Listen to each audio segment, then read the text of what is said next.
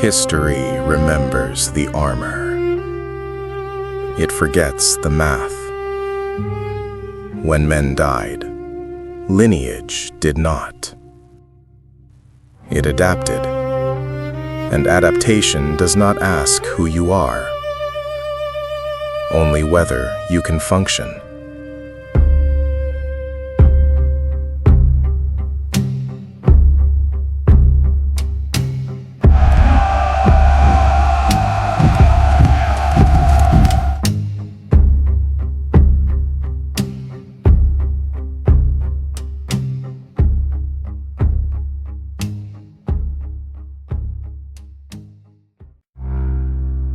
History remembers the sheen of polished steel.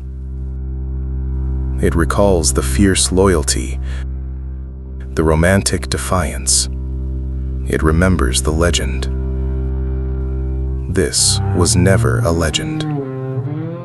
It was a cold calculation of resource allocation. The world of medieval Japan was built on mud, hunger, and immediate violence.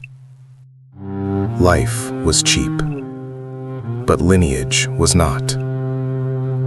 When the male lines broke, the obligation transferred. It did not ask permission. It demanded function. This is how the Onna Bugeisha were forged. Not by choice, but by the mathematics of dynasty.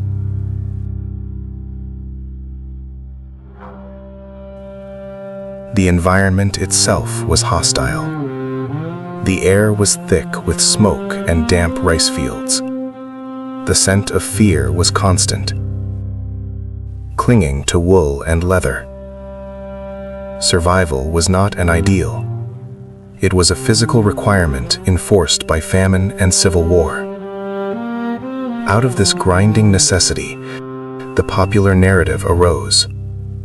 The image of the elegant woman warrior, the guardian of the hearth, defending her family with grace and lethal skill, a figure of fierce independence.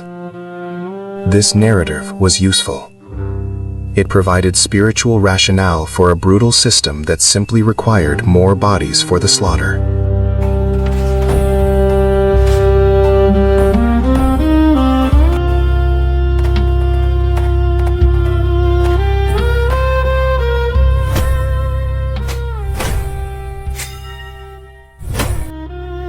The reality was clinical. Girls were removed from the domestic sphere. They were subjected to training designed not to inspire heroism, but to eliminate doubt. The naginata was not a symbol, it was leverage. The body was pushed until endurance became numbness. This process was intentional. The goal was not honor on the battlefield, but the total reduction of self into a compliant, high-precision killing tool. Isolation was key. The system demanded functionality, and function does not require complex internal life. On the field, the pressure was absolute. The armor was heavy, cold metal against sweat. The noise was overwhelming.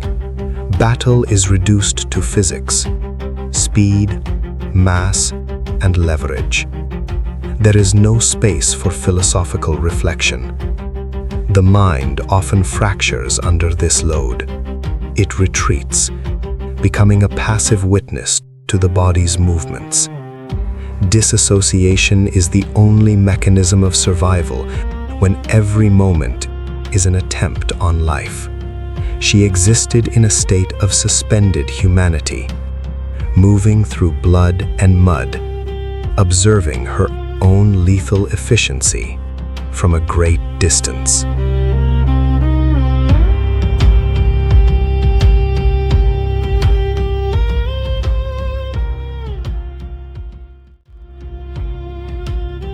The cost was paid in irreversible coin.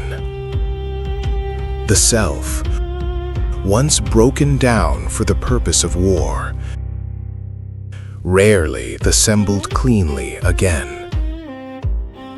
Internal silence replaces natural thought. They returned to peace, carrying the weight of impossible things. The deep scars were not the cuts that healed, but the loss of identity. The erasure required to perform the required function. Peace was an abstract concept.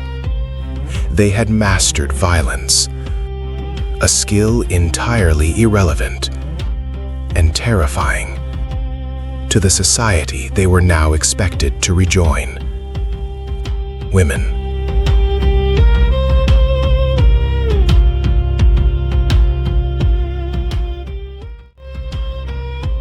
The society documented the victories. They needed the myth. The figure of the female warrior was elevated, distilled into poetry, rendered harmless in scrolls and paintings. Her image became sanitized, devotion made beautiful.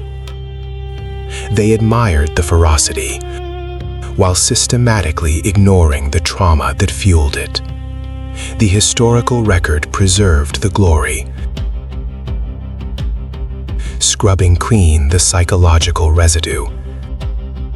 The broken marriages, the nights spent staring at the ceiling. They wanted the symbol of strength, not the human being who had paid the full price for it.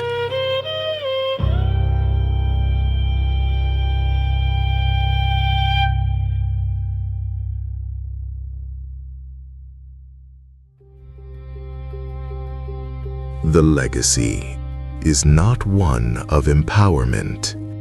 It is a testament to the unforgiving nature of history. They were necessary weapons in a war of attrition. Once the conflict ended, they became uncomfortable truths. The silence that follows a lifetime of screaming violence is rarely peaceful. It is simply empty. We remember the polished armor and the sharp edge. We rarely ask what remains of the person underneath when the battle finally ceases.